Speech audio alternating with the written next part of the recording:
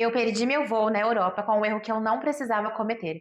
Nesse vídeo, eu vou te contar dicas que eu gostaria de saber antes da minha primeira viagem para a Europa e que pode te ajudar a evitar alguns perrengues também.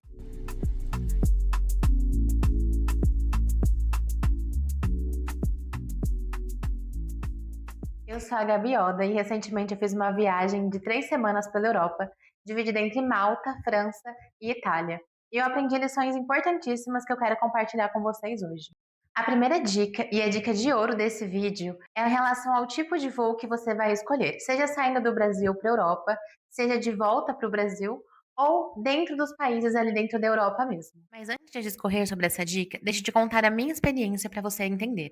Quando eu estava no meu último dia na França, antes de seguir viagem para a Itália, eu e uma amiga resolvemos visitar a Disney. Depois que acabasse o nosso dia no parque, nós iríamos direto para o aeroporto para esperar o nosso voo às 7 horas da manhã do dia seguinte. A gente precisava de um lugar para deixar as nossas malas, e foi aí que a gente encontrou um locker que se dizia ser 24 horas, isso no Google, quanto também na fachada da loja.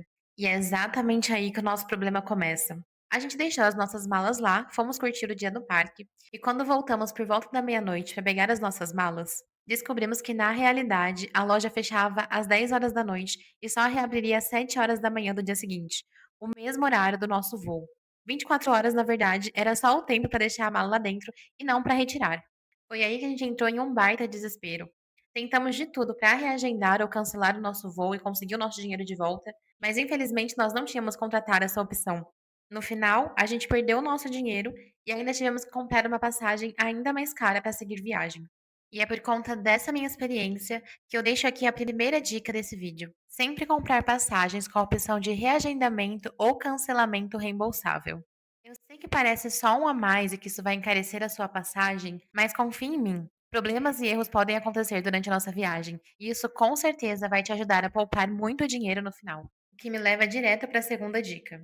A segunda dica é: sempre cheque o horário de funcionamento mais de uma vez, seja do hotel que você vai fazer o check-in, seja de algum lugar que você vai deixar a sua mala, seja do funcionamento de trem, de ônibus, do que for. É sempre importante você checar em mais de uma fonte, mas principalmente em um lugar que realmente saiba o horário de funcionamento do lugar em si, né? Por exemplo, se você vai num hotel, cheque a informação diretamente com o hotel, não somente no Google, não somente num site, mas tente entrar em contato com alguma pessoa.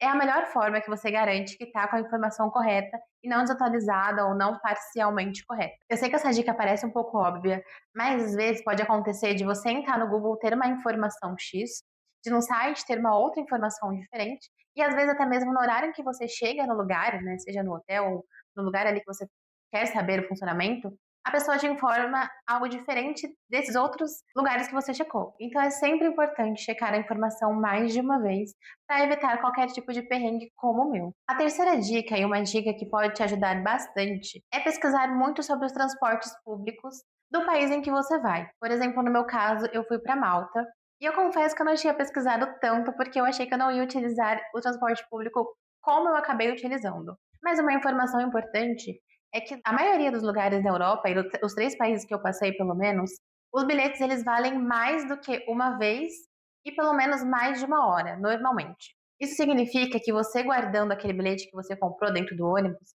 você pode utilizar ele para fazer algum tipo de conexão ou mesmo para retornar depois do lugar em que você foi. Então é sempre importante você checar como é o funcionamento em cada país, para que você possa reutilizar o seu bilhete e evitar mais gastos e aproveitar os benefícios que você tem, é claro. A quarta dica é em relação à água, e eu acho uma das mais fundamentais, porque a gente está acostumado a viver no Brasil, em um país que você tem água em qualquer lugar onde você for, você vai ter água potável, vai ter um filtro, de repente num shopping você tem um lugar onde encher a sua garrafinha, e nem todos os países na Europa são dessa forma. Por exemplo, em Malta, mais uma vez, foi onde eu tive uma experiência mais difícil em relação a isso. Eu já sabia que eu teria que comprar água potável, porque os lugares lá não tem, né, na torneira não tem água potável, por exemplo. Mas nem mesmo dentro da escola ou de academia que eu fui, eles ofereciam água para você encher a sua garrafinha ou beber ali na hora. Então, o único lugar que eu achei foi dentro do aeroporto.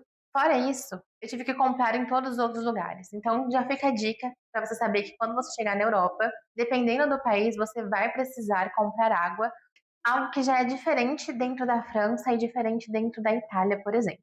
Na França, eles têm água potável em todas as torneiras para que você possa tomar, mas não é uma água lá muito boa. Então, eu particularmente preferi comprar a minha água, né, então foi um gasto ali também com isso. Já na Itália, né, principalmente em Roma, é diferente. Eles têm água potável em todo lugar também, e além disso, eles têm bebedouros espalhados pelas ruas que você pode encher a sua garrafinha e utilizar e beber a sua água normalmente sem precisar comprar. Então é muito importante que você pesquise esses pequenos fatores quando você for viajar. A quinta dica, e uma dica que eu também gostaria muito de ter feito e de ter ouvido as pessoas que falaram em vídeos, por exemplo, que é você levar uma mala de 10 quilos, ao invés de despachar mala ou de levar mais de uma mala, porque ela é o suficiente para você passar os seus dias de viagem. E uma das dicas que as pessoas dão para você conseguir economizar espaço e não carregar muito peso é fazendo uma mala cápsula. Isso facilita muito na hora que você for fazer a sua mudança de país, né? Na hora que você for de um país para o outro na sua viagem, que evita com que você fique carregando peso e principalmente evita você ter excesso de bagagem quando você estiver saindo de um país para o outro.